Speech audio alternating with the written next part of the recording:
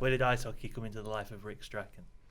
Like any Canadian kid, 4 years old, dad takes you to the outdoor rink, and you start skating, and it goes from there. But I don't think the kids skate outside anymore. But in my day, yeah, it was all outside. And did you watch it before you started skating? Oh yeah. We all watched it. There was one game a week, hockey night in Canada, 7 o'clock every Saturday, and that's you know what, in my generation, everybody watched the hockey game at 7 o'clock on Saturday night. You could go out for a drive. There was no one on the road. Everyone was watching the hockey game. Did you grow up a Jets fan then? No, there was no Jets. Oh, okay. There was no Jets in Winnipeg till I got a bit older. Back then there wasn't many hockey teams. So I would say I was a Montreal Canadian fan. Okay, so what players did you grow up watching then? Bobby Orr, Phil Esposito, the whole Montreal team, Boston Bruins, the Broad Street Bullies, the Philadelphia Flyers. So Bobby Orr was probably my favorite player. Did he influence you to be a defenseman? Not really. Influenced me to wear number 4, but I just liked the way he played. He was probably generations ahead of his time, the way he played defense. And did you play any other sports, or was it just hockey? Oh, I played everything. I played baseball. I played American football, which probably I liked more than hockey. I was probably better at it too than as a hockey player when I was younger. But what position were you? I was a running back. Oh, okay. Just head down and just barrel through. Oh, just no. I was finesse. I'll pick your spots. I picked my spot. No, I was. You know what? I was a pretty good football player, and I played. Won a championship when I was 15. I was the best player in Winnipeg, voted. I played a year of high school, and that was it. It was time to make a decision. So, hockey I took. Why did you pick hockey if football was your favourite? Yeah, I thought probably, probably money. I was thinking, if I ever make a living out of this, I don't think I'm going to make any money as a football player. I'm, a little small. Was the CFL in existence then? Yeah, oh yeah. But, yeah. I thought, I probably had to work harder to be a hockey player than I did a football player. So I said, I might as well just keep trying to do this. And what was your first team? What like college team did you go to then? No, I was, I just played minor hockey, and then I played, as a 17-year-old, I played a Tier 2 junior for the Winnipeg South Blues. Yeah. And you know what? I had probably the most famous coach in the world coach me there, Graham James. Oh, okay. What was he like? Well, as a coach, I think he was a great coach, but after a while he turned out to be probably a really horrible person. And so it's Winnipeg Blues to the Winnipeg Warriors. Is that all in the same organization? No. The Winnipeg Warriors. Winnipeg probably brought back a Western League hockey team after years and years of not having one. They brought it back that year, and once the season was finished with Fort Garry, I went and played the rest of the season with the Warriors, and then I spent 3 years with them. It's 3 years there. Then you go to university. Then I go to University of Manitoba. Was that the one you always wanted to go to? No. Do you have options? I didn't want to go there. I was going to go to Brandon, their rival. And the guy named Andy Murray, who ended up coaching in Los Angeles, he was the coach of Brandon, and I agreed to go there. But at the last moment, he got a job in Switzerland. And he phoned me and said, listen, Rick, I won't be there. And then I committed to go to the University of Manitoba. They wanted me as well. What was that experience like? College, probably the best years of my life. And anybody who went to college is going to play hockey, go to school. What did you study? I studied economics and psychology.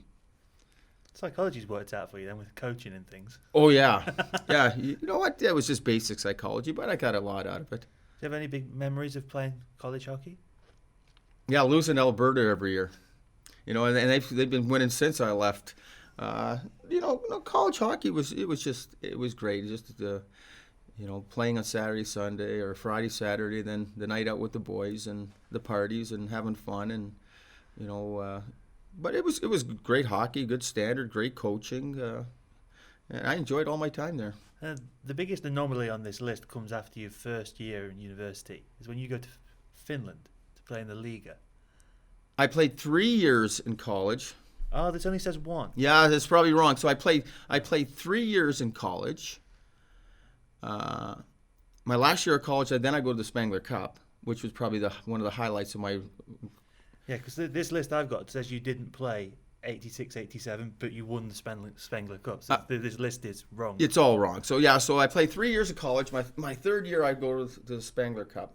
What is that? Is that a phone call you get? I get a phone call from Hockey Canada saying, "Listen, you and 2 other guys from college have been picked to go play with the pros in Europe and playing the Spengler Cup." And you know what? We were the first team to win it, I think, in 20 years, and I guess they haven't stopped winning it since then. But no, it was just a different experience in Davos.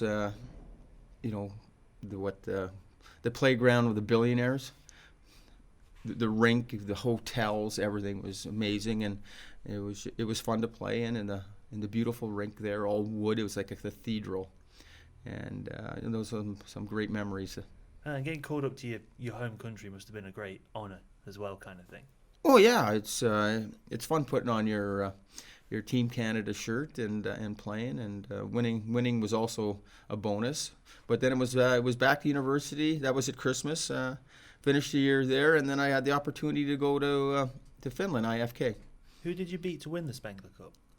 It was a round robin. I think we beat a Russian team. I have no idea who it was, but I know it was a team from Russia. So then, like I say, you went back to university the year. Well, you were still at university. Then you went to Finland. Then I went to. How did that come around? You know what? I just said, you know what? I got another year left, and an opportunity came. A friend of my uncle's best friend is a guy named Don Basley, who represented probably some of the best hockey players in the world, Sakic, and he had all the Europeans from Finland and Sweden. And he had a contact, and he said to me, "Listen, you want to go? You know what? We're going to send you on a tryout. And if you make it, well," so I went there on my tryout. I made it, and I stayed. And it was probably the best hockey I ever played, but the worst time I've ever had. 1988, TV came on at 4 in the afternoon. At 10, it was done. It was dark there. No one really. It was back then. There was no internet and anything like that. There Not was even dial-up. What's that? Not even dial-up. No, there was no internet. There was no cell phones either. Come on, that in 1980, there was no cell phones. There was no Netflix. It was tough, you know. There was only one Canadian, and he had a wife and kids. So and most of the guys went to school or worked, and we practiced at 5 o'clock every day. So it was a pretty lonely time. So I made it through that year, and then I said, you know what, I'm gonna go back to school. So I went back for my last year of school. And then out of that last year back at school, you end up at the Nottingham Panthers. How did that conversation come around? That conversation was the coach said to me. Who was the coach at that time? Wayne Fleming, who went on to a very successful career, coached, I think, assistant coach for Canada in the Olympic Games, then to Tampa Bay. So he had a big influence in my life. And then he says to me, "Okay, Rick, where do you want to go?" And he goes, "I got 2 spots for you. You can go to Nottingham, or you can go to Italy."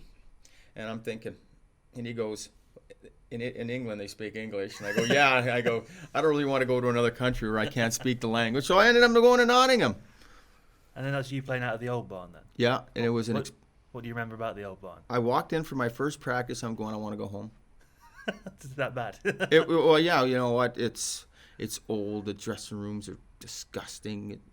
I'm going, yeah, I played in better rinks than when I was 5 years old. And so, you know, I came, and then game day showed up, and I'm going, wow, this is different. It's still a hole, but the atmosphere and the fans and everything, it was quite an experience. And I remember coming out of the dressing room to start the first game, to go to warm up, and you turn around the corner, and there's a bar like 50 feet from the dressing room. Everyone's there smoking cigarettes, drinking beer, and you're walking through all the fans onto the ice. And then, you know what? But it was a fantastic atmosphere. Do you remember your first game in Nottingham then? No. Do you have any big memories of any games that stand out? No, I don't. You know what? Not unless you win a championship. You know what? They all just blend. This is another game. As you're playing with some pretty incredible players who in Panthers folklore on that team, in Paul Adey and Randall Webber. What do you remember about those guys? Oh, Randall Webber's still a friend of mine to today. Paul Adey, yeah, he was a great guy. He was my roommate. You know what? We got along fine, and me and Paul hooked up years later with the national team, and I think he just lives down the road from me now. So no, we've one way or another we keep bumping into each other. You see him on Sundays. He's going to come and drop the puck. Yeah, Paul's a good guy. It's a good gig on TV now as well. Yeah, you know what? He's doing well for himself. I'm happy for him. And then you bounced around a few teams that year in England, going to the Humberside Hawks, Haringey Racers, and then Milton Keynes Kings. But it was Milton Keynes where you then stuck for a few years. Yeah, it's when I got here, Alex goes to me, I really had to work hard to get that second defenseman. That was back when everyone had one defenseman and two forwards, and I'm thinking, nah, this ain't gonna last. So they decided they want to bring a forward in. Off I go. I end up hooking up with the Lambert boys in Humberside. They had an injury, so I went and played with them while the guy was hurt. And then that ended just after Christmas. And then a friend of mine from back in Winnipeg says, listen, Rick, come play with me in Haringey. The hockey was terrible, but we had the Where is Haringey? North London. Oh, okay. Alexander Palace. He says, listen, you know what? And I ended up making more money there than I did anywhere else. We had a great gig, practiced once a week, played 2 games. But Craig Oster was one of these guys who made me do things. He made me go see. We lived in London, and every day I had to go out and see something and do something. He made me go to the theater. He made me do stuff I would never have done. So I am the world's greatest London tour guy because I know where everything is and how to get there. So you know what? It was an experience. So what's your favourite thing to do in London then? Oh, just walk around. Just go to the Crown Jewels.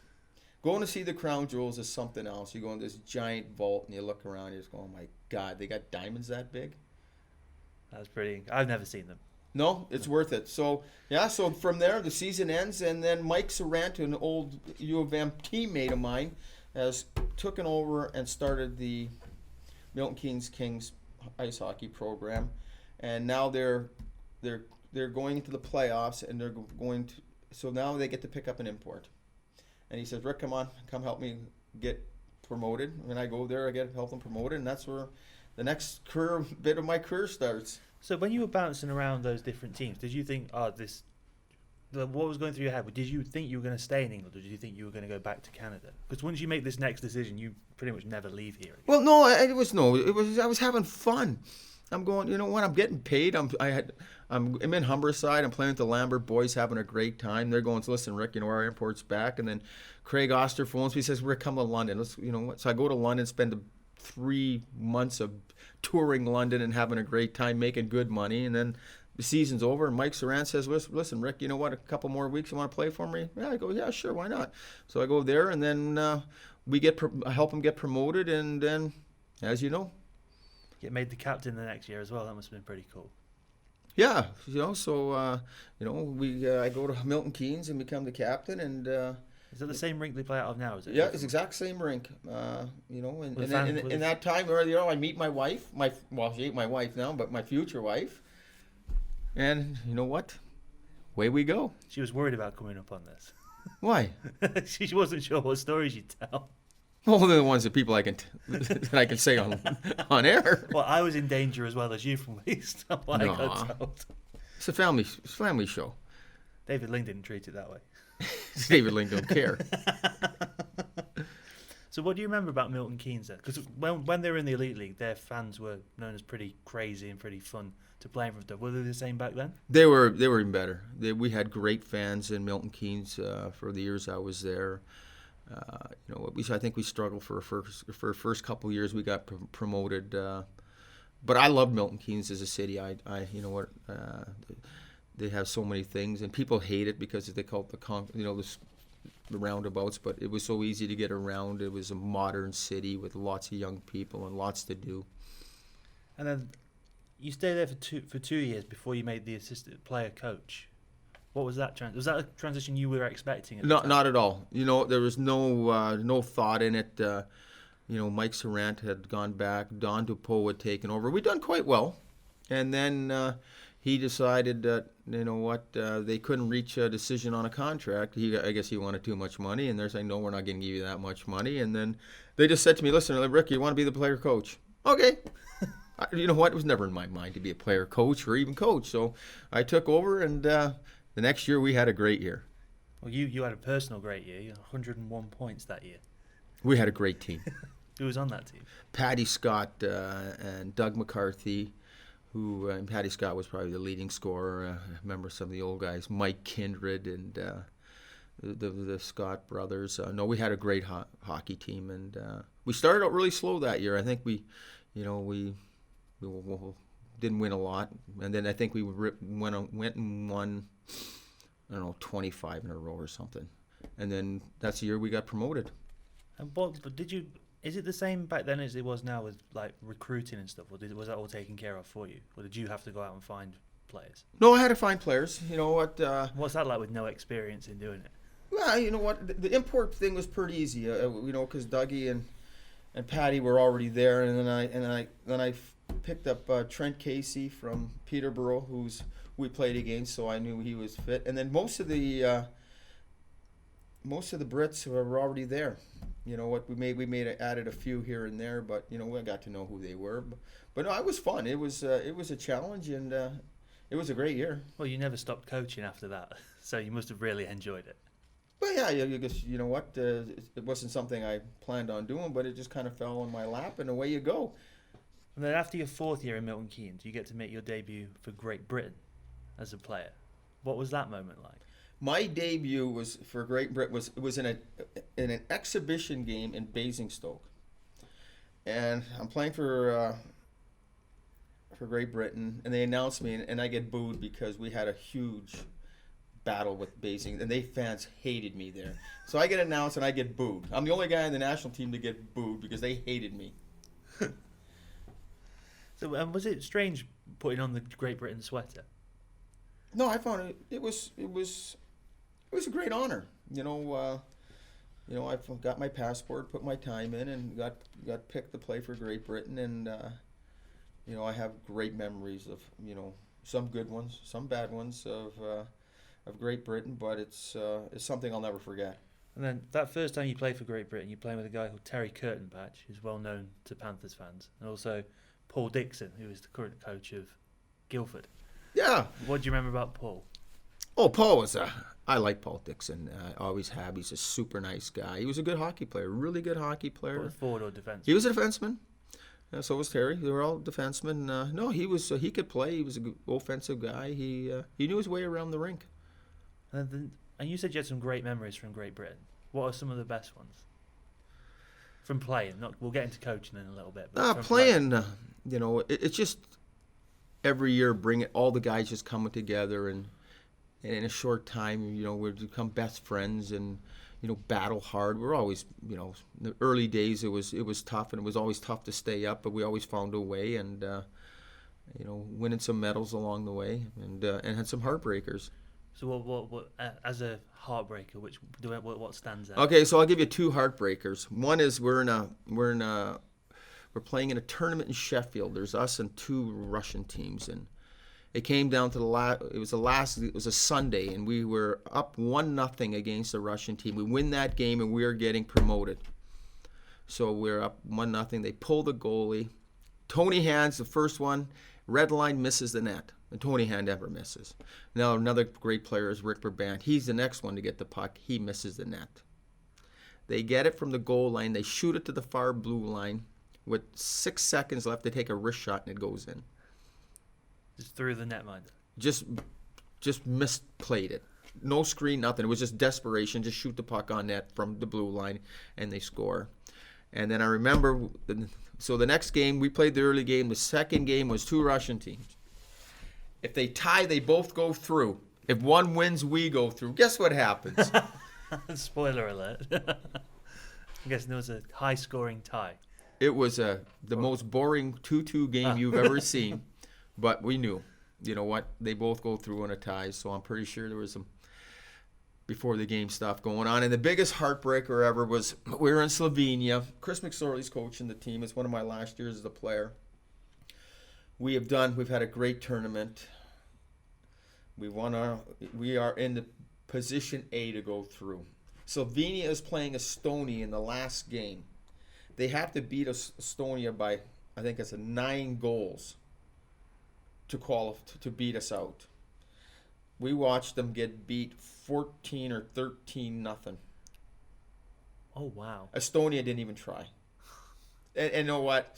They didn't try. They were bought off. Oh, yeah. They were absolutely bought off. We watched the game, and there was one defenseman. He didn't move past the high slot. They just stood around and let him score. They beat him by 13 goals or something. And then the saddest part was we stood on the ice getting our silver medals, and then we watched them drive on 25 brand new cars. Every guy in the team got a brand new car. Jesus, that's heartbreaking. That is heartbreaking. That is heartbreaking. So you leave Milton Keynes after 4 years and go to Basingstoke. Was that just time to move, kind of thing? Yeah, it was time to go. A friend of mine, Peter, was his coach in there. Another Manitoba guy who's, and away I go. It's time to pack up the wife and the one kid, and away we go to Basingstoke. And what do you remember about Basingstoke? It was a great place if you were married. If you were a single guy, it was horrible. Nothing to do. Nothing to do. But if you were married with a family, there's so much to do. Southampton and Portsmouth are just down the road. If you want to go to the beach for a day, or it was. I really enjoyed Basingstoke. Met some very nice people there. Still got some good friends there. And you played with a guy called Kevin Conway, whose son just played in this building and impressed quite a few people in Scott.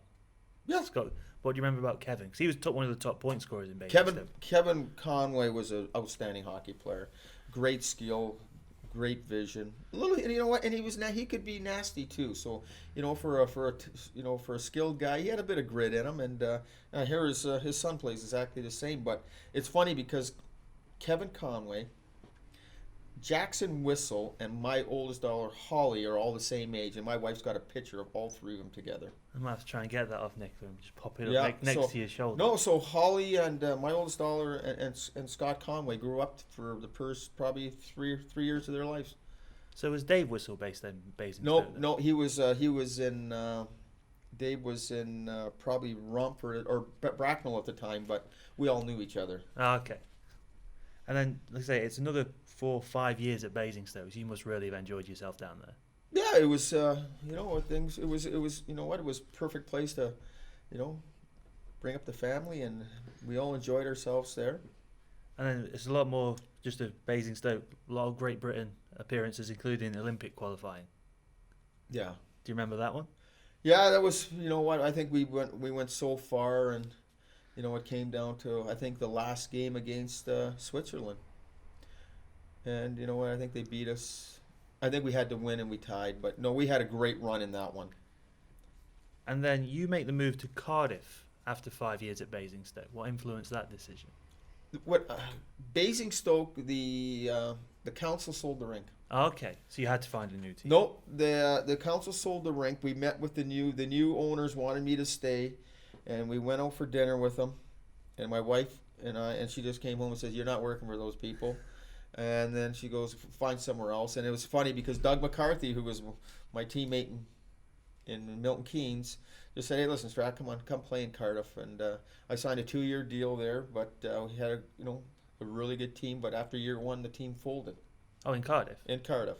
Oh, so because you were playing with a very young Jonathan Phillips there. Did you think he would reach the level he did? You had no idea. He was just a young kid who worked hard, and we're gonna cross all the youngsters coming in a minute here. Yeah, so we had Jonathan Phillips. He just played with us. Up and coming kid. You had no idea. And you also played with Kim Alroos as well. Yeah. Who scored a famous Panthers goal in a Challenge Cup game. Yep, Kimmy Alroos, he's a good guy. Clayton Norris, another Panther who came here. And then basically 1 year at Cardiff, then it's back to Milton Keynes. Yeah, well, what happened was the team folded. And that's the year Cardiff didn't have a team in the I guess it would be the Super League.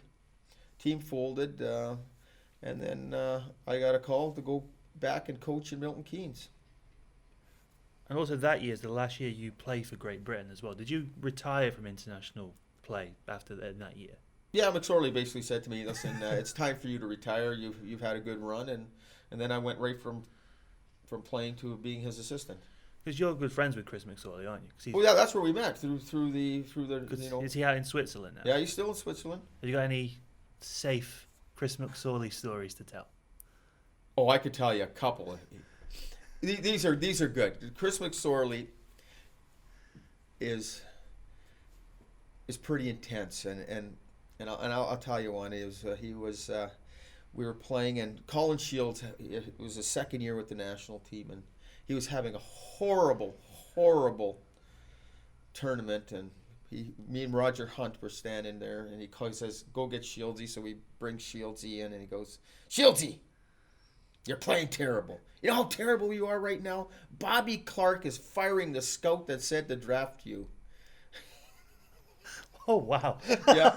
So Chris could get, you know what, he's mellowed since those days, but no, Chris was a great guy. And you know what, he was a good motivator. And here's another good Christmas story. We're playing Norway, and we're getting beat 3-0, and the refs are terrible. And he's screaming and yelling at the refs. So he calls the ref over and he goes, "If you don't want to do your job today, either do I." And he walks and goes and sits in the stands. He walks like 5 seats up and sits down. I look at, and Raj goes, I go, "Okay, I got the forwards, Raj, you got the D." So he's sitting there watching the game, and well, the guy kind of responded, and you know what? Now it's 3-2, and he comes running back down and goes, "Good job, guys. Get back to your spots." It's a good tactic to note down for might work here sometime. Yeah. You never know. And so when he offered you the job to be his assistant coach, did you just take that straight away? Oh, yeah. I said, you know, it's an honor to work with Chris. You know, so much knowledge, so much experience, and you want to work with those kind of guys. You want to, you know, you want to learn, you want to get better. And then you went from Milton Keynes to Solihull, and then to probably one of the teams you're most known to be. There's 2 teams you're mostly affiliated with, there's Hull and Nottingham. And then you end up with the Hull Stingrays in 2003-04, which is your last year as a player. What do you remember about that? Did you know at the time it'd be your last year? Oh, yeah. I'd known it's coming up, and it's the games were fun. The games were fun to play. It's Monday, Tuesday, Wednesday, Thursday that your body just ached. And that's when you know it's, you know, when you're younger you can play, you know, your games, and then the next day you feel good. But as you get older, oh God, you know, Tuesday practice you're suffering, and Thursday or Friday you finally felt better and you could play again, and you had to go through that whole cycle. So I knew it was time to go. And what was it? And you stayed in Hull for a long time. So what did you enjoy about Hull? Because obviously they had the very unique rink with the disco ball in it and things like that. So it's quite a it was a rink with character kind of thing. Yeah, it was a rink with character.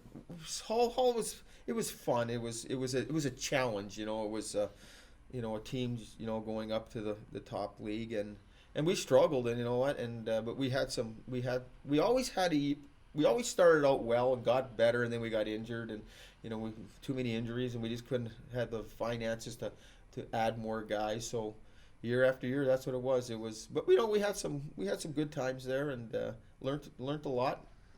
And you had a guy in your first year as player coach in Hull, who's we still work with closely now. Now he's the head coach at Peterborough, Slava Kulikov. What do you remember about Slava? Slav was lazy. He's one of those guys, if you said run through that wall, most guys would try to run through it. He would try to find a ladder to climb over it, get a shovel and dig under it. Slav had huge skill, a little lazy, but you know what? He's done well for himself. And he was there with you for a long time as well. Yeah, he was. And he was one of the guys I used because back then, you know, we got a lot of Ukrainian players who we could, you know, get cheaply, which I'll say, you know, we could get some cheap imports from the Ukraine who were pretty good hockey players. And then the year after, your second year the first year as head coach in Hull, you get Steve Lee on your team. Yeah. What do you remember about Steve back then? Man-child. You know, he's exactly the same size as he is when he was 15 years old. You know, he was raw, he was inexperienced, but he was fearless, and he worked hard. He listened, and he worked hard every single day. Because from my experience, he's just the consummate professional, Steve was. Yeah, you know what? He just he knew what he wanted. He wanted to get better, and he did everything in his power to get better. So after a couple of, are there any moments in Hull that particularly stand out to you? That whole period of time. Well, there was, you know what? It's the kids there. It was Stevie Lee and Davy Phillips. 2 of the babies I had. And you know what? Davy was the same age when we had him, and just watching those 2 guys grow and then you know, get their chance to go to a bigger club, and you know what, the careers they've had. You know, both national team players. You know, both done well, both won trophies. Dave even had a stretch in the AHL, didn't he? I think. Yeah, and, you know, he had his chance there. So, no, Hull was more of a developing young players. Did you enjoy that part of the game? Well, I didn't enjoy it because I knew I wasn't going to win, but I enjoyed watching these guys get better, and then knowing that they're going to go on and, you know, play for one of the big clubs, which which was their goal. I want to say, at what point did you start? What point did you become the head coach of GB? Because whilst you're at Hull, you became the head coach of GB, didn't you? So I think it was 2 years with McSorley. And then he just all of a sudden he just said it was I think the championships were coming up, and he said, listen, I can't make it this year, and they just said, okay, you and Raj, away you go. So I was the head coach, Raj was my assistant coach, and no, it was a challenge, and I think my first year we just took all kids again. They were all babies. And I can't think some of the guys were Danny Myers and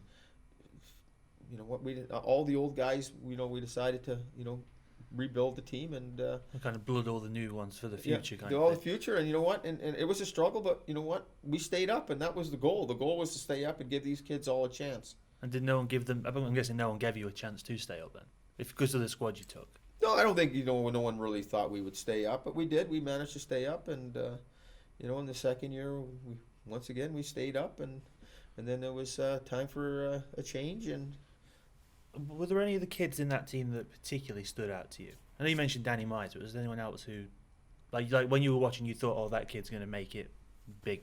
Well, they were all, there's Lee Jameson and Matthew Myers. They were just kids. I'm guessing Matthew was still as big as he was now, though. Yeah, you know what? They're and then Colin Shields was probably one of the older ones. I think Mike Ellis is the only reclassified, Canadian with a British passport we had. But they were just... was Clarkey in those squads? Clarkey was in the squad, and Jonathan Weaver. Jonathan Weaver. So there were some pretty big names who became super good hockey players. And then whilst you were with GB, you've told me before you got to meet the Queen. Yes. This is one of my favourite stories, so I might start chuckling before you finish it. Well, it's we're in Hull, and the Queen is doing a royal visit, and they invited all the sports team to meet the Queen. So we get put in this room, and it's pretty funny. And everyone's going, it's a big deal, and I'm going, well, yeah, meeting the Queen's a big deal. So we get put in this room, and then this person comes in and gives us the do's and don'ts. Do this, don't do that, don't do this, don't do that, don't speak to her unless spoken to. So you got this whole list of, and then we get put in two lines. One line is going to meet the Queen, and one's going to meet Prince Philip. So we get the Queen. So the Queen comes down, and she comes, and you just put your head down, and then she'll stick your hand out. You just put the head there, and you just kind of, not really shake hands, but. So we got to do that. We got in the, she came down and greeted us all, said a couple words here and there, and then we're all standing there. It's all finished. Prince William's Philip has done his, so we're all standing. There's about, I think, me, Jeff Glow, and one other. I can't remember who it is. We're standing there, and next thing we turn around, and Prince Philip comes running up to us. As they were going down the street greeting people, he comes running back to us and he goes, "Hey guys, I just met a guy from Calgary. Do you know him?" And we're going, "No, not really." He goes, "Yeah, there's another Canadian guy here." You know what? But he was so genuine and so, I thought, what a great guy. To spend the time to run back. Hey, run back and go, "Hey guys, there's another Canadian here." So that was that, but you know what? That was nice. You got the picture, with shaking the Queen's hand, and my mum's got that somewhere. Oh, that's pretty cool. So then your time in Hull comes to a close. Did you know you were going to be leaving Hull at the end of that year, or did that come out of the blue kind of thing? That came out of the blue. They just decided that as a small market that they needed to go with the player coach. And is that when they went with Cloutier? Yeah, they went with Cloutier, and you know what? Another chapter ended. And then you had a year out after that. Yeah, a year out, and then I was working with Simsy doing Sky. Guys, I remember seeing you on Sky with Simsy. How did you find that? They just contacted me. Televideo contacted me, said, "You want to do it with Simsy?" I go, "Yeah, why not?" And you know what? We had a blast. You and him had good chemistry on screen as well. Yeah, you know what? We had fun, but it was people don't like Dave Sims and Nottingham, whatever. But when I worked with him, he was good to me, and he was a good professional, and you know what? We had a good time. And what's her name? Anna Anna Woolhouse. Woolhouse, yes. Yeah, That's what she made it big after. she hockey. made it huge. After hockey. Yeah, so me and Dave made Anna Woolhouse £1 million. I think she's forgot about hockey now, though, hasn't she? No, I don't think so. Not on Sky anymore. No, she's doing well for herself. No, but that was it was a year out and a year to reflect and a year to, after the grind of Hull, it was nice to have a year out and just actually go watch hockey and enjoy it. So are you still working for Sky when Nottingham get in touch with you? Because obviously that happened mid-season, didn't it? When there was the bench brawl in Coventry, then Davy Graham moved on, you came in. Yeah. Were you working for Sky at that point? Or were you just doing nothing? I think I was still doing some Sky, but I think once that came in, I didn't do any more. But no, I think we were still doing some Sky, and it was kind of out of the blue. I got a phone call and says, "Yeah, Rick, can you start tomorrow morning?" Did you know Corey then? Nope. So he just rang you up out of the blue? Yeah. Well, I had met him earlier in the year. I talked to him, but it was just kind of, listen, yeah, can you come help us out? And I said, yeah, sure. And that started an affinity with Nottingham then, didn't it? Obviously, you had the connection from playing here. Then you come back into it in this building, where I assume you brought Hull to playing here. Yeah. It must have been, it's worlds apart kind of thing. Well, yeah, you're going to a world-class facility, and it was nice to come back and help out. And what conversation? What do you remember Corey telling you about coming in about that season? Because that season had a team full of, I'm going to say, characters like Alex Penner and even Guy Lepin was there that year. Yeah, it was when I came in, it was a team that there was pieces everywhere. There was great players, but it was just, sometimes you had some characters and they didn't really want to stick on page, and that year was we lost some games. I remember going to Whitley Bay and getting beat by 4-3. I was there. Oh God, I was thinking, geez, how can we lose to these teams? And the team hit rock bottom, and then the team finished well though. We finished really well. I think we won playoffs in the cup. We hit rock bottom, and then found a way to claw it all back. But there were some great leaders on that team, and they picked their socks up and got everyone on board. And I think one of the bigger things for that team was the late additions of guys like Daniel Kachuk and Jeff Harima, who they were former NHL players, but they were on the older side of things. So they probably came in and took over the locker room, I guess, a little bit. Yeah, there was they came in, and they were both quiet guys. They weren't yellers or screamers. They just came to the rink every day and did their job. The playoffs that year, I think it went through the hardest route possible, because that was the year Cardiff were the juggernaut, because they had Craig Weller on the blue line, and went through Sheffield, who had won the league title in the semi-final in that incredible game in overtime where Lacko ended up scoring the game winner. I could tell you, I remember that to a T, because Lacko and Matthew Myers didn't want to go on the ice. I said, Matthew and Lacko, you have to go, and they go, we don't want to play. No way, it's overtime. I go, no, you have to go because everyone's tired. Everyone's dying. Everyone's really tired. You just, Matthew, go take the draw, Lacko. And he kind of won the draw, and it landed on Lacko's stick, and he shot it and went in the net. That's it. I think the goal that the two of the goals in that game that stand out to me was the Jeff Harima one-timer, which is probably the hardest puck I've ever seen hit ever from the top of the face-off circle, and that Mark Lever's backhander that just floated over the glove of Mustakov's. So when you get through that game, was there just belief in the team that they were going to win the final? Yeah, you know what? I think it's just such a quick turnaround. You're just going, oh God, we're playing tomorrow, and you know what? Everyone's just going, let's take it. You know what? And you just come the next day and get them ready, and that game was exciting. That was probably one of the best final games I've ever witnessed or been involved there. And it was 6-5, 5-4, 5-4. I knew, and I think it was Billy Ryan scoring, but we were down, and I think Harima scored a horrible one from the goal line, or was it both? There was the one that flipped up and just trickled in, somehow find its way through Stevie Yeah. Lyle. Bo scored the winner from the goal line because Stevie Lyle lost his stick. Yeah. And then Billy Ryan's was one of the goals of the season where he just burst through the middle, went high glove. Yeah. There was one where I think it was Jade who tapped his stick, and Gerald Adams passed it to him, and he put it straight out front to Matthew Myers. And then there was the one where I can't believe I can remember all of these. The first one was where Danny Myers shot from the point and Beauregard just tipped it in. Yeah. Like from a tripod type. All I can remember is there was some, somebody scored from the goal line and then Billy Ryan's goal. But you know what? We weren't supposed to win. No. Cardiff was just miles better than everybody. But you know what? We found a way to win, and that's in those one-off games. It's not who's the best. It's Killer stopped the puck when he had to. Stevie Lyle didn't, and we scored more goals than them. And that's how it ends up. And what do you remember about a guy like David Beauregard? I love Bo. He's one of my favorite players. Came to the rink, always happy, works hard, never complains, just gets the job done.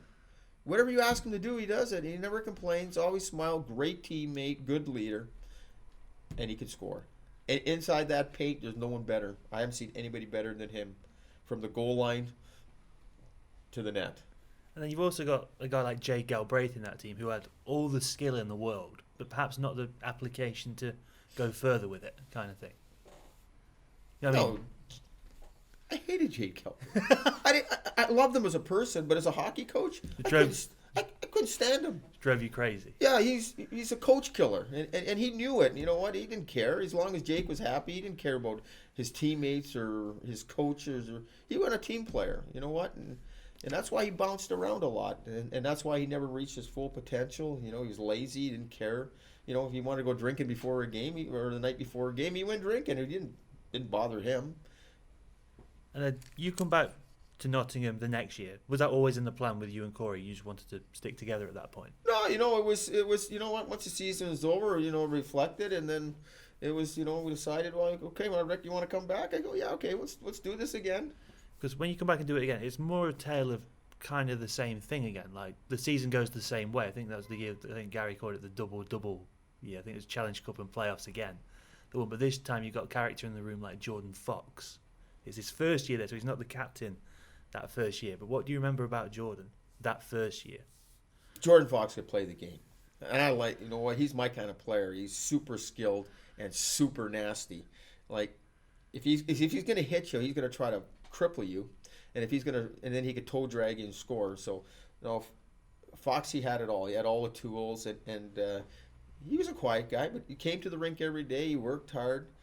Guys liked him, and he could just drive guys nuts on the ice. He could be a bit of a rat, but he could back it up. But he used to drive guys nuts. They'd be chasing him around. He'd just be laughing at him.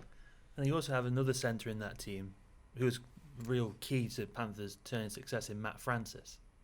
He's one of the harder working players in the league, wasn't he? Franny, outstanding speed. Had all the tools. Good team. You know what? That's why that team was. These guys were good guys. They had fun together. They stuck together. They did everything together. And he could play. He could kill penalties. He could play in the power play.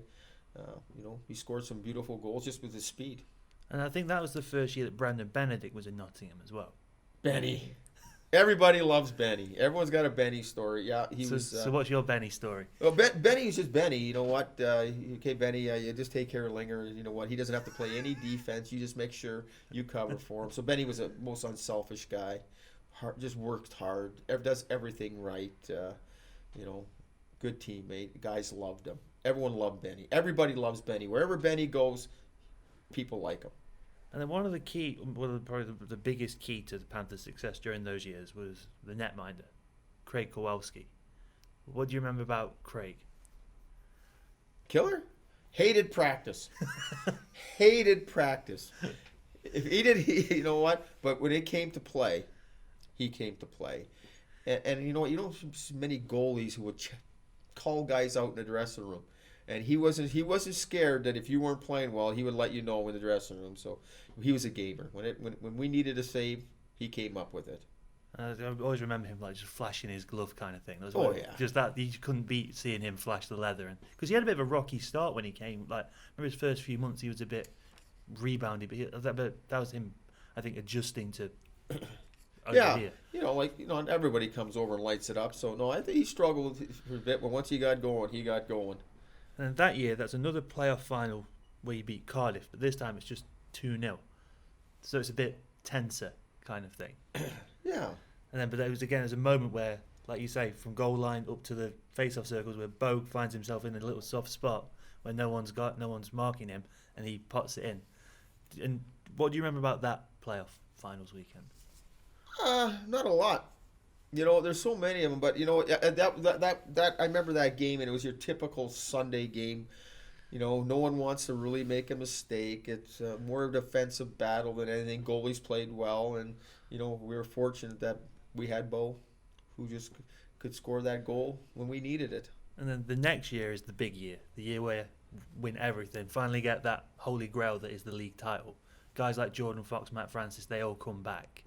There's the big change at the start of the year with Jonathan Weaver coming in for Danny Myers. What do you remember about Jonathan coming into the team? Oh, I was happy to see him. I knew he could help us. He was a proven winner. He's won everywhere he's been.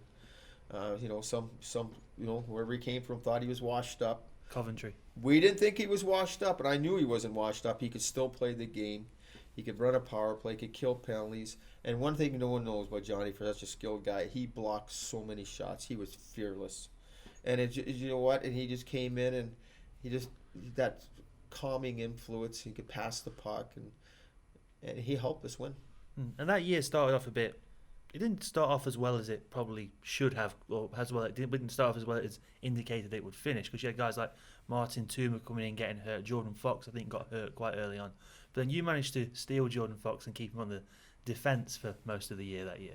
Yeah, it was. You know what? That's how unselfish the guy was. He's a top 10 scoring forward in the league, and we run into trouble, and we go, Jordy, can you help us out? And you know what? And he didn't. You know what? Most guys would say, no. You know what? I want to. He came back, and he was the leader of that team and the captain, and he came back, and he played with Stevie Lee.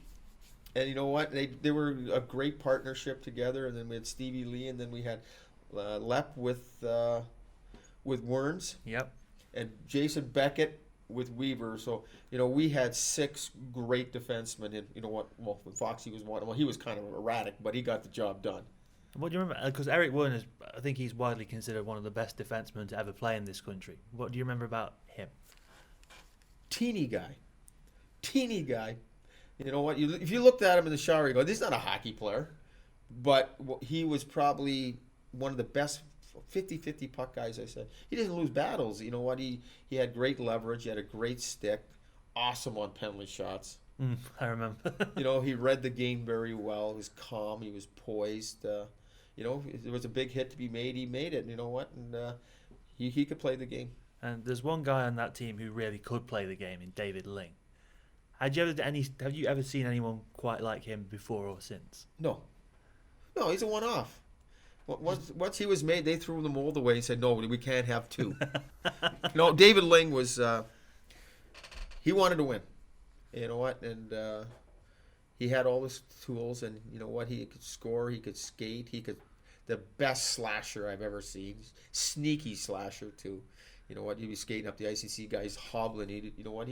The rest didn't even see it. But no, David, I got along well with David, and I liked the way he played, and he kept everything loose. And I know you're good, as I know you're friends with David Ling. So have you got a David Ling story for us? Oh, no. You know what? David Ling, every day he wrote a story. Every day there was a story about David Ling. You could tell it was just he was a character. But he came to play, and he wanted to win, and he helped us win a championship. And his partnership with Bruce Graham was pretty legendary as well. Yeah, it is. It's a legendary... Ling to Graham, back of the net. Yeah, but it's Benny doing all the work. You know what? Linger worked hard, but as hard as he had to. He didn't want to really back check, but Benny was the glue, and there was the 2 skilled guys. Benny did all the work. Benny knew his job was get the puck to Linger, and then make sure if he gave it back, I had to give it back for him. So he knew his job. It was a perfect line. You can't just have 3 super skilled guys out there. You had 2. Had Linger, you had David Graham, and you had Benny. And then that year as well, Anthony Stewart came in for a little stretch when the NHL lockout happened. Was he like his brother at all, or was he a different character? No, I think they're, he's a different character. I think his brother was way more outgoing. I think he was pretty quiet, but you know what? The guys all in the dressing room loved him, and he took good care of him. And no, he wasn't anything like his brother. His brother was very outgoing, and he was more quiet. And at what point in that year did you realise that you had something special? Because I know there was the loss to Edinburgh, then where Jordan then came out, and I think he said, "That's my fault." Yeah, you know what? We had the loss to Edinburgh. I think it was 2-1. We outshot them about 50-10, and we lost it. You know what? And you know what? You could tell it really bothered the guys that to lose to Edinburgh. And they were embarrassed. And you know what? From that point on, we were a machine. And that was the year that Corey got hurt and had to retire as well, wasn't it? Well, yeah, that was his last game. Corey Nielsen's last game was a 2-1 loss to Edinburgh, and he was -2. And yeah, Corey. That's why we won the championship. Corey retired. No, no, it was that was his last game, and then he retired, and you know he came behind the bench, and you know what? And it probably made a huge difference to have two, you know, him and myself behind the bench, and it's tough running the bench with one guy, and having two back there is. You know what? Have him back there meant a lot to the team. What was it about you and Corey that clicked so well? What was it about the partnership? I don't know. I think it started out as, you know, like anything. You know, it took for a while for us to click, but then you know what? We'd look at each other. We don't. You know, and I wasn't afraid to say something to him, and he wasn't afraid to say something to me. And I think that's the biggest reason that, you know what, if I saw something that bothered me, I told him, and if he saw something that bothered him, he told me. So we didn't pull any punches. It wasn't always roses. And that's, as you said, that year was the year you managed to win the Holy Grail. First time in 50 odd years that the Panthers have won the league title. What do you remember about that night in Belfast? Oh, it was. Because David Ling said to me he remembers nothing after the game. You know, it was a special night, and you know, all I remember is, you know, we went. I think we went to Rockies, and you know what? Me and Corey were so tired. We probably packed it in, and we had a couple beers, and we went back to the hotel, and I know those guys didn't probably get home till 7 or 8 in the morning. And then we had to play the next day. But winning it, you know, sometimes when you win, you're so tired to even enjoy it. You know, it was just going, oh, God. Well, imagine it just emotionally drained you. Yeah, you're emotionally drained, and, you know, you're happy for the guys. And, you know, let's make sure the guys have a good time. And they did. Were the team, when you got there that day for the first game, were they determined to win it that night? They knew 2 points, this is it. And then Gallivan gets that one from out behind the net, that one time into the top corner. Yeah, you know, we wanted to get it done on Saturday. You don't want to wait till Sunday. So I think I can remember the third period. We just absolutely dominated. I think we outshot them 15-4 in their rink in the third period. They had no answer. We dominated them in every aspect. And then you go from there to, then you kind of got that weird thing where the Challenge Cup, I think, was played after the end of the season, which was in a, so it's kind of... No, we'd won the league already. Then I think 2 weeks later, or the next week, we had to play the Challenge Cup. Yeah, because I remember we went to Sheffield and won, and then there was the game here where we wore the red shirts for some reason. And I think we lost 2-1, but we won by 1 goal overall. Yeah. And then it was back to the playoffs again. And then that playoff final was against Belfast. It was a very good Belfast team with guys like Robbie Sandrock on it, who probably has the hardest one-timer I've ever seen. I mean, as a fan in the stands, I was scared of him hitting the ball. You know what? We're talking about Randy Sandrock. We got to talk about Gallivan, who was a Blackcomb Francis. He stood in front of. He blocked more of those shots than anybody I've ever seen. Toughest guy I've ever seen. He stood there and he knew he was going to get drilled, and he would just stand there and take it. He ate pucks for the team. He was, you know what? When we won that championship, because all those guys came to play every single night. So when you talk about him like that, for him to be the one to hit the game winner to seal the league, that must have been pretty special then. Yeah, you like to see guys like that do have a moment like that. Yeah, you know what? I think he scored 25 goals that year. But you know what? He kind of behind the David Ling.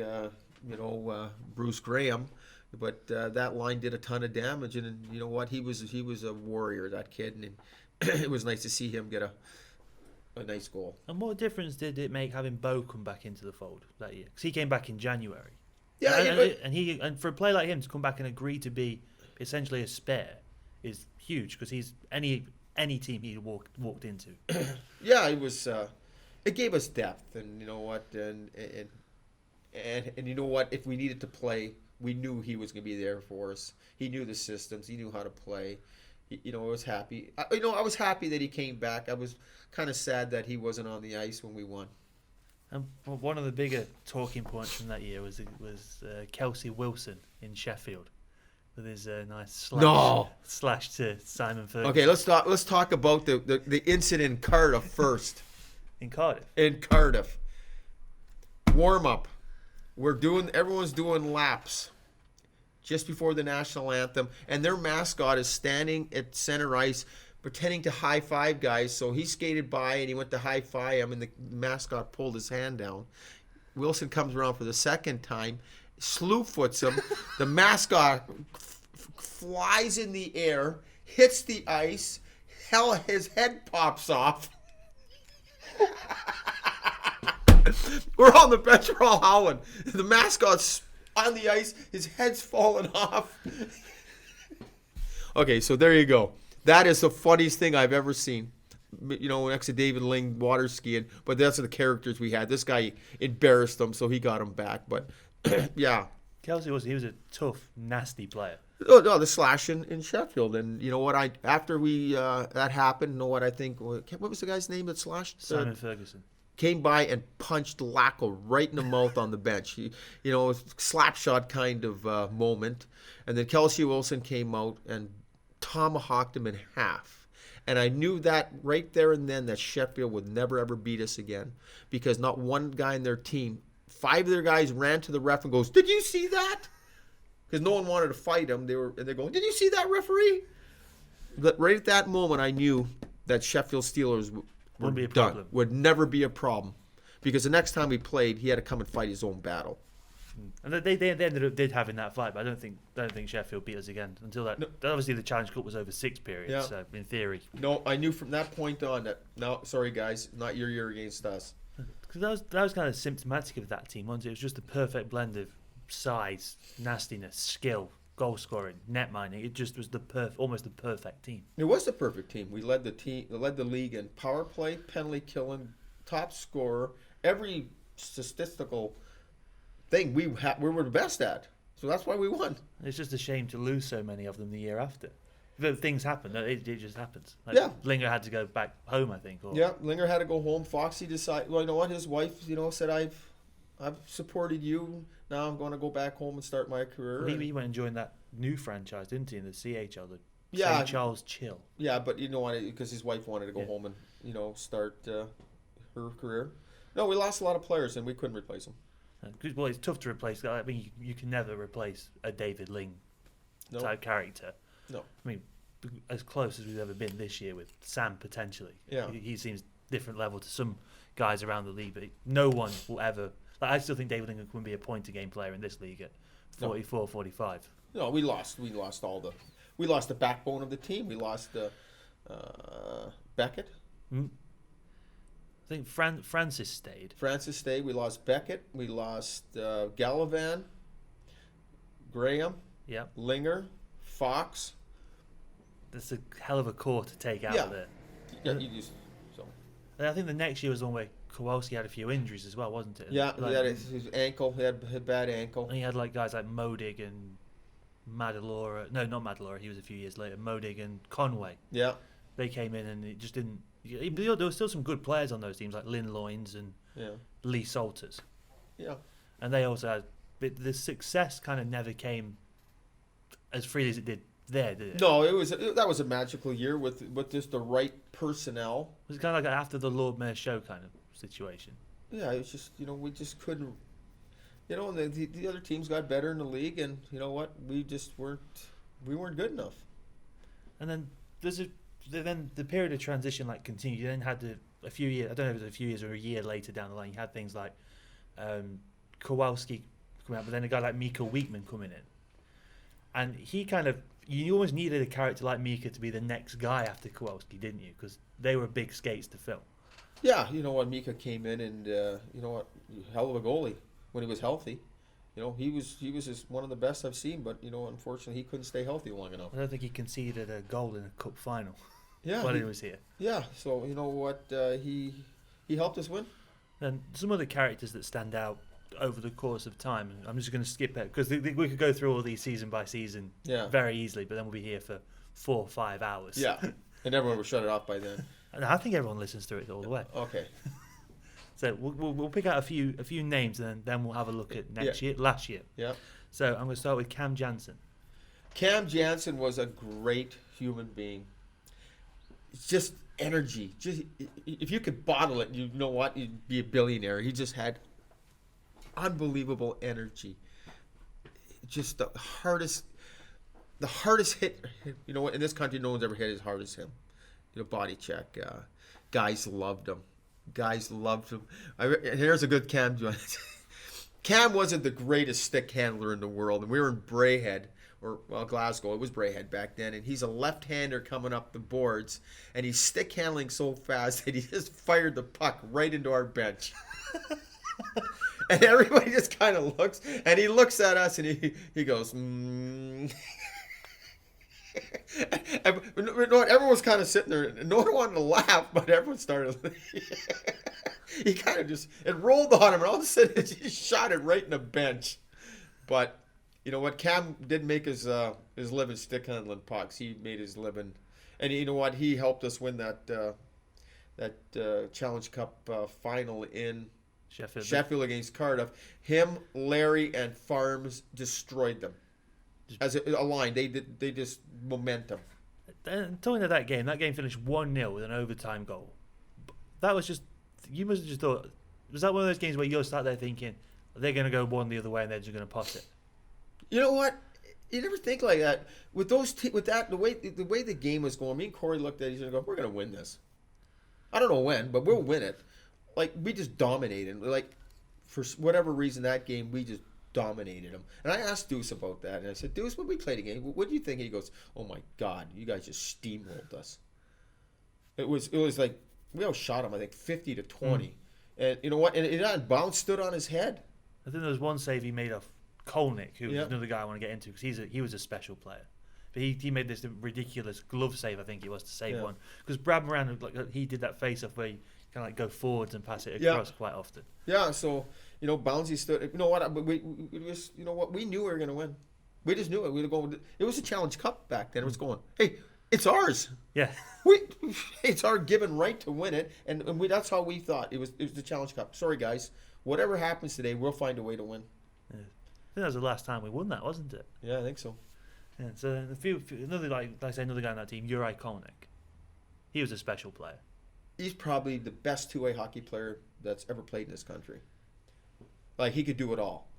Like, strong, he could score, he could pass, he could check. You know what? That's why he played 300-something games in the NHL. He could penalty kill.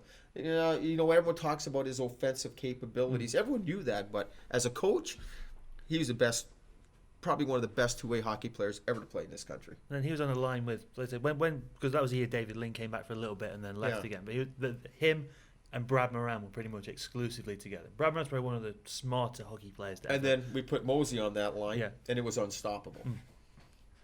But what do you remember about Brad Moran? Oh, Brad was just smart. He's just smart. He's a smart old pro. You know, he wasn't flashy. Probably looked ugly at times the way he played because he wasn't smooth or anything, but he knew his way around the rink. Smart center, win draws. You know, make the right plays. And you mentioned that fourth line of Farmer, Lawrence, and Cam Jansen. Now, Chris Lawrence was probably another player, maybe on the same level as David Ling, where on his day he was unstoppable. Yeah, I would put him there. Larry was Larry, and everyone loved Larry, but Larry was a mess sometimes. But when he decided to play, he was at another level. But he could only do it 3 times a year. 3 times a year, you know, Larry was going to be the best guy on the ice, and then the rest of the time, Larry was all right, and then Larry was terrible. But that's Larry. That's his whole career. And then the year after having Cam, you get Brian McGrattan. What do you remember about Big Ern? Like, he's obviously a different character to Cam. Cam was a bit more probably out there. Yeah, well, Cam, you know what? No offense to Brian, but Cam was effective because he could skate and hit. You know, and he terrorized guys.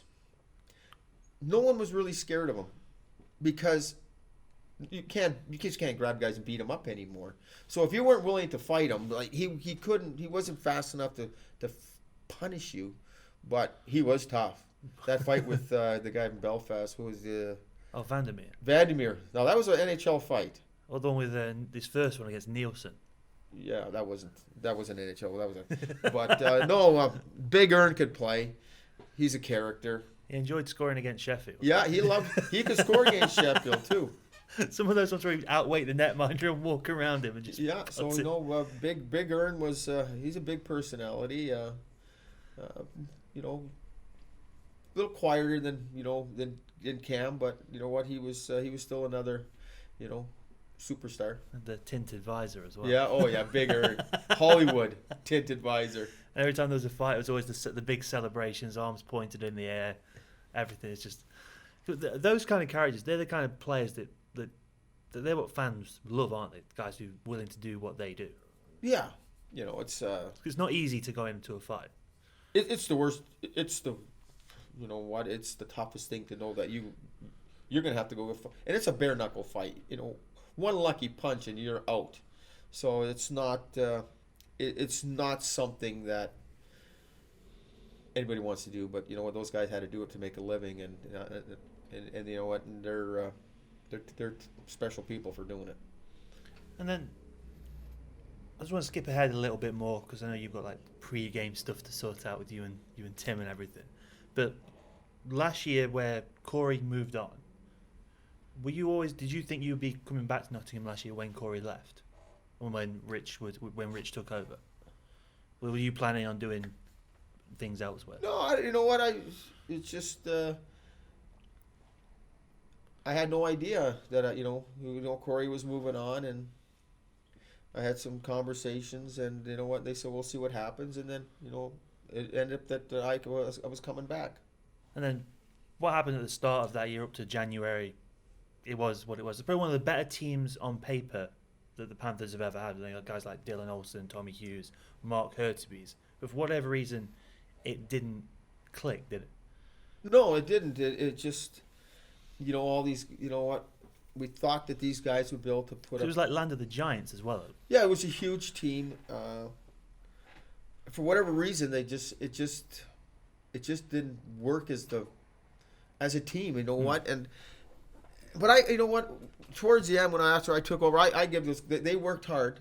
You know what, we weren't going to score a lot of goals, but you know, you got your guys came to the rink every day. They worked hard, and they put their bodies in the line, and they sacrificed a lot to achieve what we achieved. But like I say, when you took over, that was I think a week after Chris Stewart had got here. Yeah. What did he mean? Because him coming in it did change things a little bit. Like he took over the locker room, didn't he? He helped. You know, it was a broken dressing room. You know, guys, you know, going one way. He kind of, you know, came in, and it took him a couple weeks to actually make it a fun place again. It wasn't a fun place. You know, you're losing and no one's happy and everyone's sad, and when you lose, it's always someone else's fault. But he kind of came in and brought them all together, and you know, helped solidify the dressing room, so at least it was a happy place. And he came in. He could have come in here and like big lead it based on his reputation, but he just bought in from day one, didn't he? He was just one of the guys. Oh yeah, he's not. He didn't came in and say, "Listen, look at me." You know, he just came in and said, "Hey, listen, I'm just like the rest of you guys," and you know what? He was a professional, and the guys really liked him. And you could tell at certain points in games that he was like 3 steps. There's like flashes of what he was capable of, weren't they? Because I think he even admitted he didn't come here in the best of condition. No, unfortunately for him, that you know what, whatever circumstances is, he was nowhere near game shape. There was nowhere near it, and he would admit it. I would admit it. But you know what, you can still see what he has something special.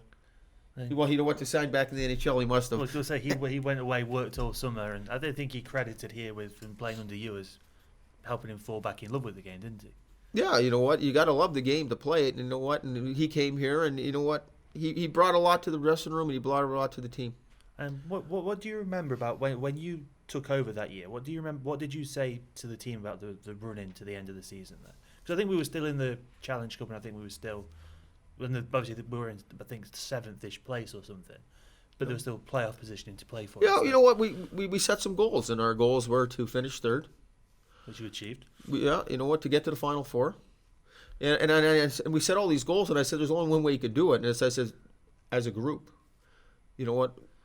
As a group, you can do it. As individuals, yeah, we're staying in 7. So, you know what? They all bought in, and you know what? They sacrificed. You know, guys Henderson and you know Lep, good leadership, and Bolduc, and you know blocking shots and Hendo. You know what? We couldn't score goals, but we didn't give a lot up other than the last game.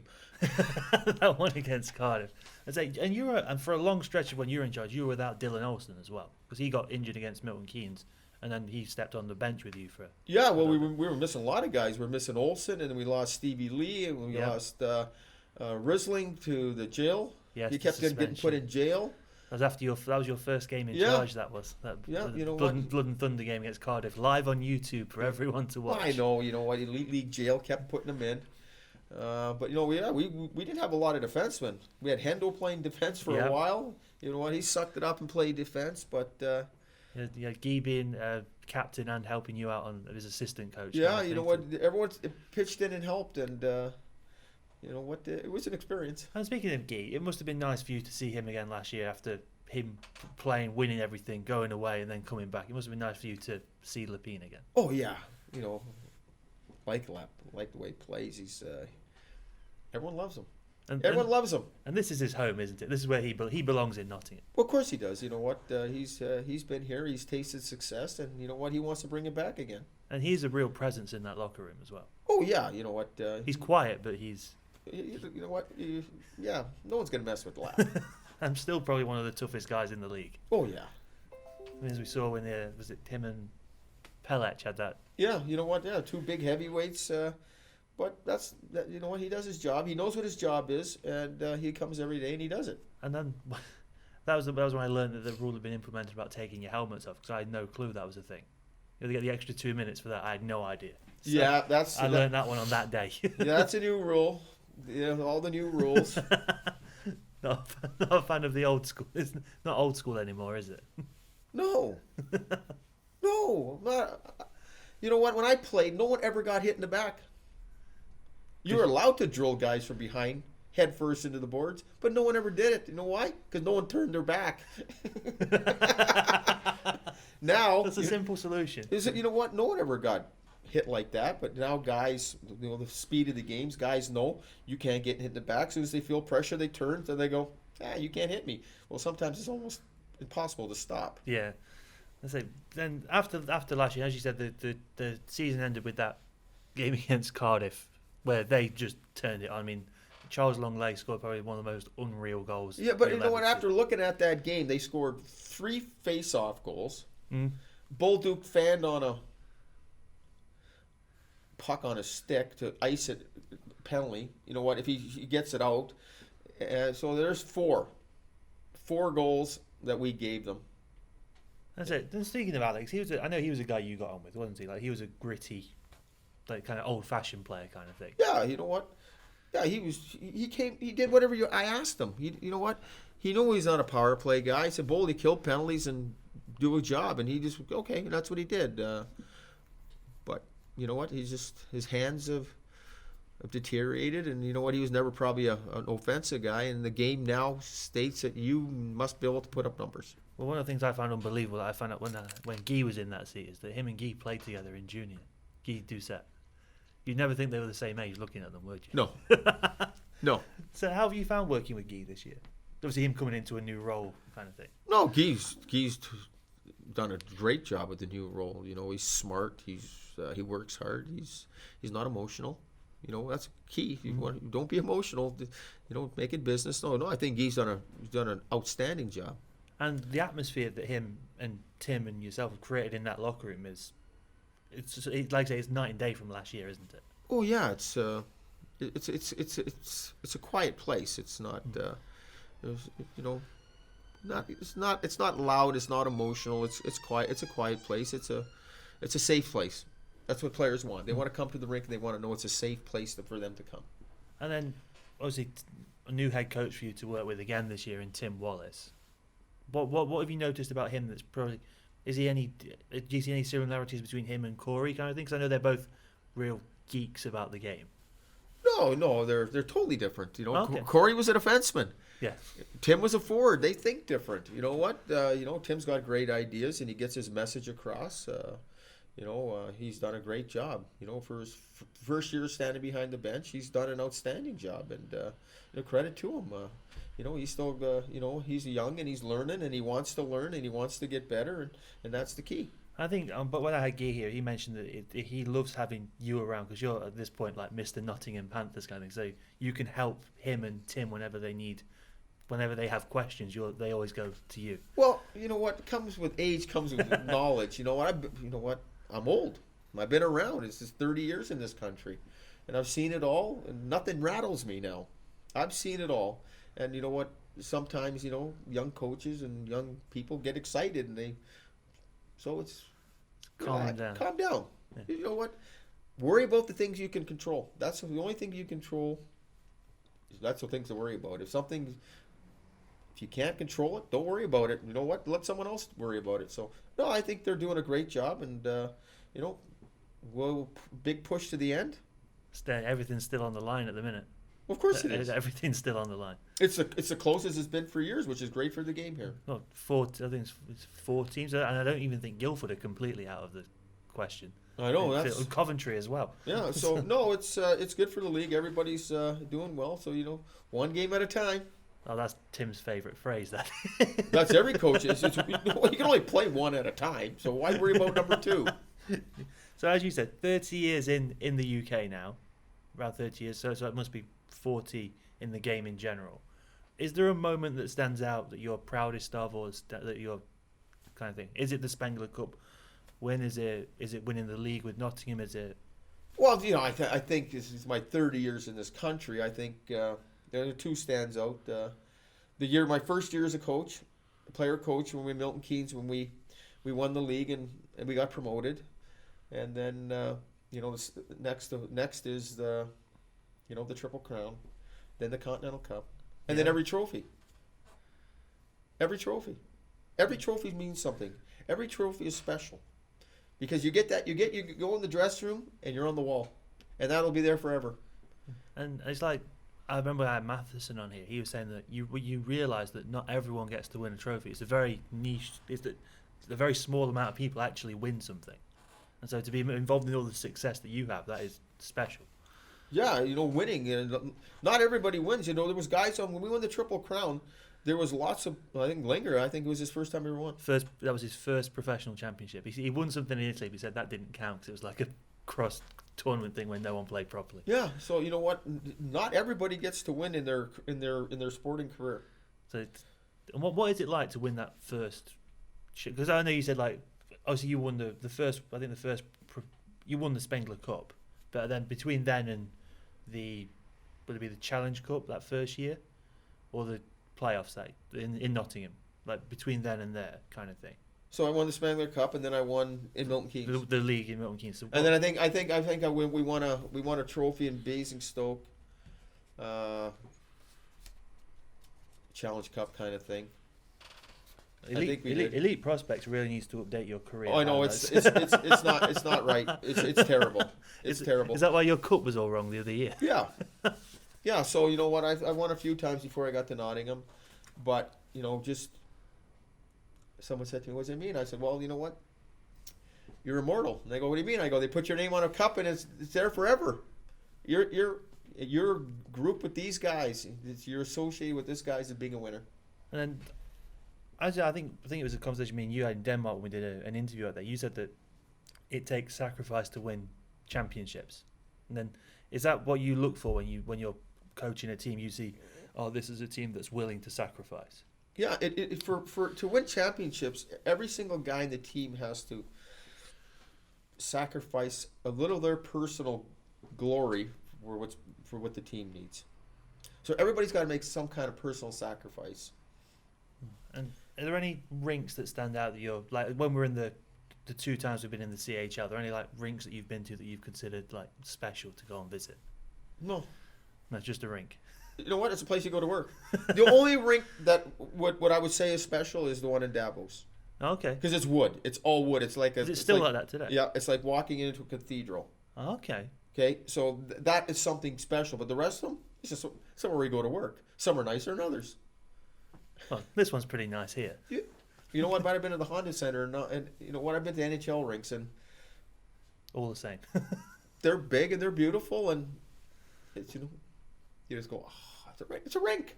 You go to work. You know what? Then you can go to some bad rinks, and you go, ooh, I don't want to be here. Well, like the first time you saw Nottingham. Yeah. Ooh, what is this? Well, thank you for doing this and getting this out of the way. Oh, It wasn't too bad, was it? No, it was fun.